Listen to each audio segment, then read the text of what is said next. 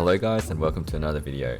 Sorry I've been away for a while, I've been a bit lazy with the video uploads, but here we are. Today is the winter solstice, which means it's the shortest day of the year, or the shortest daylight day of the year, and it is absolutely freezing. And I thought a good topic for today's video would be talking about bike lights.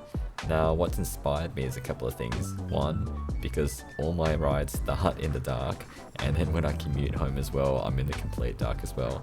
And two, because Magic Shine just sent me some brand new front and back lights. So I've actually spent the last couple of rides testing them out, and I've got a few opinions about different bike lights and different price points. So let's get into the video.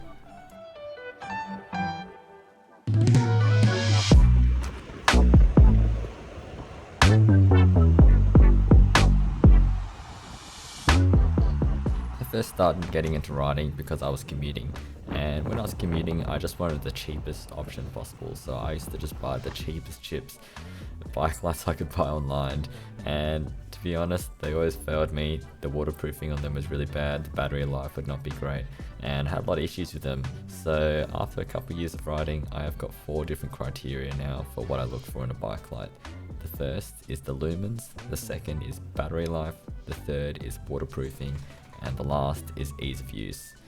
Now I'm going to categorize different lights into 3 different price points: cheap, say less than $100, mid-pack, $100 to $200, and then expensive, that's all the stuff that's over $200. All the stuff that's coming up is based on my own personal experience. If you got something different, let me know in the comments below. And also, I just want to say that Magic Shine did not sponsor this video. They just sent me some free products to use, and I was free to say whatever I like about it. So here's my thoughts. I looked around online, and for the cheaper lights, it's hard to find a light that's over 1000 lumens. That's completely fine if you're just doing some daytime riding, but if you're doing a lot of riding at night, you probably want more than 1000 lumens. In terms of battery life, when I looked, I'm not counting pulsing because that can be a bit based on timings. I'm basing on steady light, and battery life seemed to be around 2 to 5 hours. Now in my experience, the waterproofing on these cheaper lights is terrible. As soon as it rains and you get that spray off the wheel, these lights just completely go. That's to do with the seal that's between the charging interface and the battery. It's usually really bad, and water ingress just gets in and just ruins the whole thing. In terms of ease of use, a lot of these use their own proprietary mounting systems, which mean if you're trying to do something a bit more finicky, sometimes it's quite hard to do. A good example of this is if you use aero bars. Because they're quite thick, you can't put a strap around them, so you need to do an undergarment light mount, and a lot of these don't have that. The next is the mid-pack lights. The lights that I received from Magic Shine actually fall into this. So they sent me the Ray 1600, and that is about $160, $170. I'll flash up on the screen now, but that light has 1600 lumens. But I've seen another one on their website which is a bit more expensive, which goes up to 2000. The runtime is up to 8 hours, which is pretty good. The batteries are much bigger. The waterproofing on these can be a bit hit or miss. I actually had an interesting experience with these lights, and I'll tell you at the end of this video. But yeah, I think it's okay. They had a good seal, a very deep rubber seal around all the charging ports, which I thought was fantastic. Now in terms of ease of use, they actually were pretty smart, and they provided some different mounting options. So for example, like a GoPro mount for the light, which you could screw under the garment. And another great one was the rear light actually provided a seat rail mount, which is something you don't always see. Here's a bit more of a specific situation though. The seat rail mount they provided only works for alloy seat rails, and as you know, carbon seat rails are more of an ovally ellipsoid shape, so it didn't work for that unfortunately, but it was good that they thought of it. Now full disclosure, on my road bike I've just lost it and I just buy the most expensive stuff now, so I use some exposure lights, and these things are not cheap, definitely over $200. For the lumens you can expect over 2000 if you're paying the big bucks. The battery life for the exposure joystick apparently can last up to 36 hours if you have it on like a really dim setting, but I'm just going to say 10 hours plus is reasonable. Waterproofing on these is fantastic. I've never had any issues. They go above and beyond with the machining of the lights and how they put it together.